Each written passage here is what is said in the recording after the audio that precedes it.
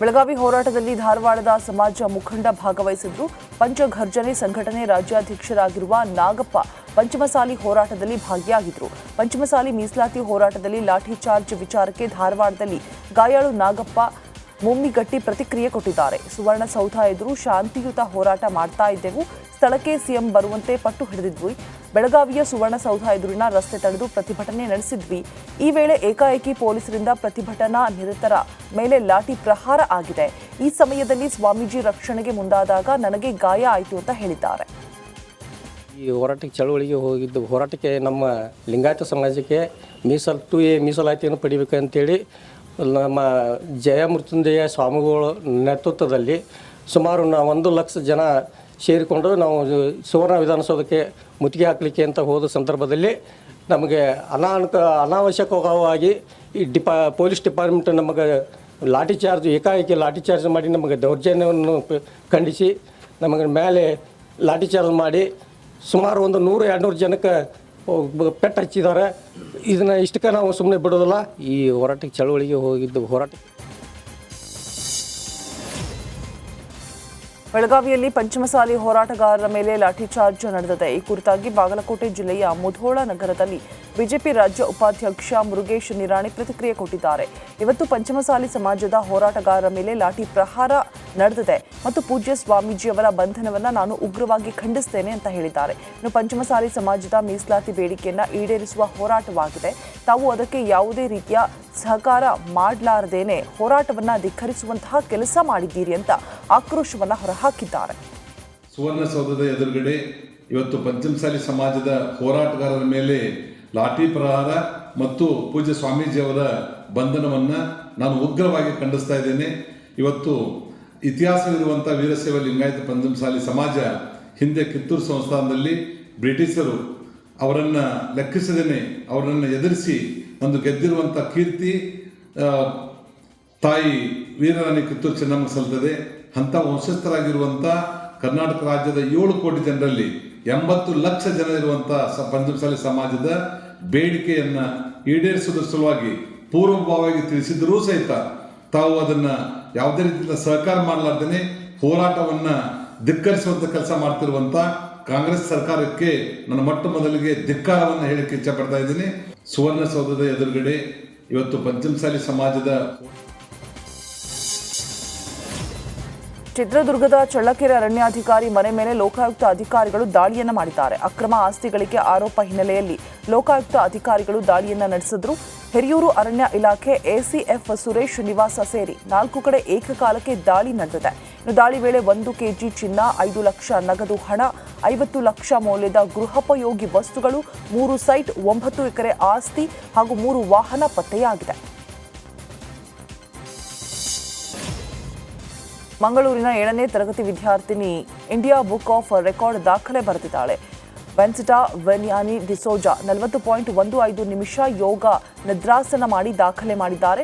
Vensita ಫಲ್ನೀರ್ Saint ಮೆರಿಸ್ English higher primary ಸ್ಕೂಲ್ನಲ್ಲಿ 7ನೇ ತರಗತಿ ವ್ಯಾಸಂಗ ಮಾಡ್ತಾ ಇದ್ದು, ಯೋಗ ತರಬೇತುದಾರೆ ಕವಿತಾ ಅಶೋಕ್ ಅವರ ಮಾರ್ಗದರ್ಶನದಲ್ಲಿ ಈಕೆ ಈ ಸಾಧನೆಯನ್ನು ಮಾಡಿದ್ದಾಳೆ. ನಮ್ಮ ಯೂಟ್ಯೂಬ್ ಅಲ್ಲಿ ಕಲಿಸ್ತೇನೆ ನಿಮಗೆ, ಇವತ್ತು ಹಾಕಿದೆ ಬೆಳಿಗ್ಗೆ.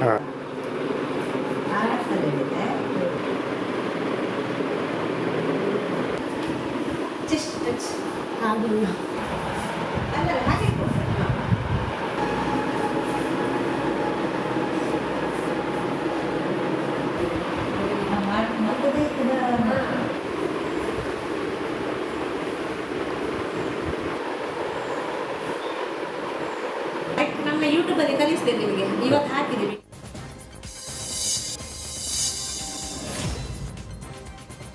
ಹಾಸನದಲ್ಲಿ ಕಾಡಾನೆ ಹಾವಳಿಗೆ ಶಾಶ್ವತ ಪರಿಹಾರ ಕಲ್ಪಿಸುವುದಕ್ಕೆ ಆಗ್ರಹಿಸಿ ರ್ಯಾಲಿ ನಡೆಸಲಾಗಿದೆ. ಬೇಲೂರು ತಾಲೂಕಿನ ಬಿಕ್ಕೋಡಿನಿಂದ ಹಾಸನಕ್ಕೆ ಬೈಕ್ ಹಾಗೂ ಕಾರ್ ರ್ಯಾಲಿ ನಡೆಸಿದ್ದಾರೆ. ಜಯ ಕರ್ನಾಟಕ ಸಂಘಟನೆ, ವಿವಿಧ ಪ್ರಗತಿಪರ ಸಂಘಟನೆ, ಕಾಫಿ ಬೆಳೆಗಾರರ ಬೆಂಬಲದೊಂದಿಗೆ ಧರಣಿ ಸತ್ಯಾಗ್ರಹಕ್ಕೆ ಚಾಲನೆ ಕೂಡ ನೀಡಲಾಗಿದೆ. 5 ದಿನಗಳ ಕಾಲ ಹಾಸನ ಹೇಮಾವತಿ ಪ್ರತಿಮೆ ಬಳಿ ಸತ್ಯಾಗ್ರಹಕ್ಕೆ ಹೋರಾಟ ರ್ಯಾಲಿ ನಡೆಯಲಿದೆ. ರೈತ ವಿರೋಧಿ ಕೇಂದ್ರ ರಾಜ್ಯ ಸರ್ಕಾರಕ್ಕೆ ಎದ್ದಕ್ಕಾಗಿ ಹೋರಾಟ, ಮುಕ್ತಿ ಹಾಡದ ಸರ್ಕಾರಗಳಿಗೆ, ಭ್ರಷ್ಟ ರಾಜಕಾರಣಿಗಳಿಗೆ, ರಾಜ್ಯ ಸರ್ಕಾರಕ್ಕೆ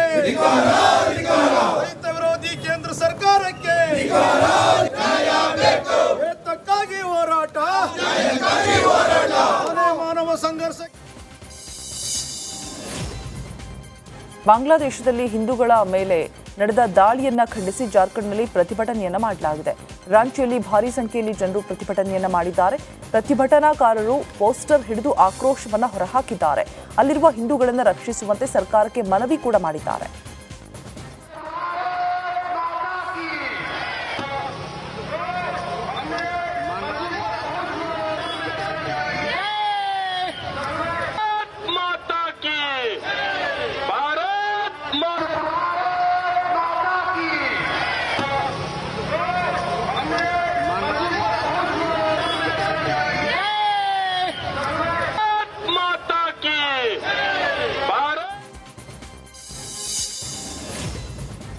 ಬಾಂಗ್ಲಾದೇಶದಲ್ಲಿ ಹಿಂದೂ ಅಲ್ಪಸಂಖ್ಯಾತರ ಮೇಲಿನ ದೌರ್ಜನ್ಯ ಖಂಡಿಸಿ ಪಶ್ಚಿಮ ಬಂಗಾಳದ ವಿವಿಧ ಭಾಗಗಳಲ್ಲಿ ಪ್ರತಿಭಟನೆಗಳು ನಡೀತಾ ಇದೆ.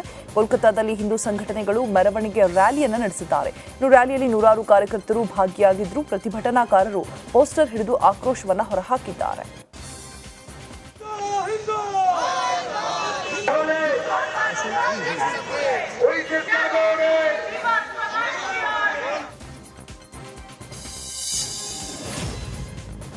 ಬಾಂಗ್ಲಾದೇಶ ಹಿಂದೂಗಳ ಮೇಲಿನ ದೌರ್ಜನ್ಯವನ್ನ ಖಂಡಿಸಿ ದೇಶಾದ್ಯಂತ ಆಕ್ರೋಶ ವ್ಯಕ್ತವಾಗಿದೆ. ಜಮ್ಮು ಕಾಶ್ಮೀರದಲ್ಲಿ ಹಿಂದೂ ಸಂಘಟನೆಗಳು ಪ್ರತಿಭಟನೆಯನ್ನ ನಡೆಸಿದೆ. ಈ ಪ್ರತಿಭಟನೆಯಲ್ಲಿ ನೂರಾರು ಕಾರ್ಯಕರ್ತರು ಭಾಗವಹಿಸಿದ್ರು. ಪ್ರತಿಭಟನಾಕಾರರು ಕೂಡ ಪೋಸ್ಟರ್ ಅನ್ನ ಹಿಡಿದು ಪ್ರತಿಭಟನಾ ಮೆರವಣಿಗೆ ಮಾಡಿ ಆಕ್ರೋಶವನ್ನ ಹೊರಹಾಕಿದ್ದಾರೆ.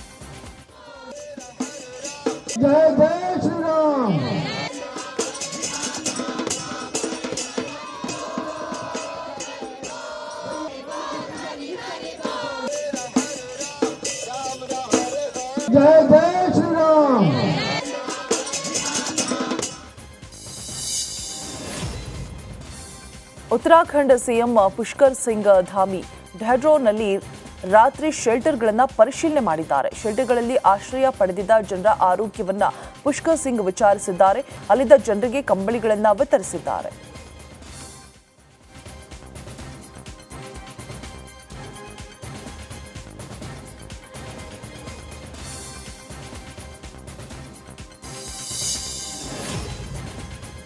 ಜಮ್ಮು ಕಾಶ್ಮೀರದಲ್ಲಿ ಭಾರೀ ಹಿಮಪಾತ ಆಗ್ತಾ ಇದೆ. ಕಥುವಾ ಎಂಬುವಲ್ಲಿ ಹಿಮಪಾತದ ದೃಶ್ಯ ಸೊಗಸಾಗಿದೆ. ಮರಳುಗಳು, ಕಟ್ಟಡಗಳು, ರಸ್ತೆಗಳ ಮೇಲೆ ಅಪಾರವಾದ ಮಂಜು ಆವರಿಸಿದೆ. ಮುಂಜಾನೆ ಹಿಮ ಬೀಳುವ ದೃಶ್ಯ ನೋಡುಗರ ಕಣ್ಮನವನ್ನು ಸೆಳೆದಿದೆ.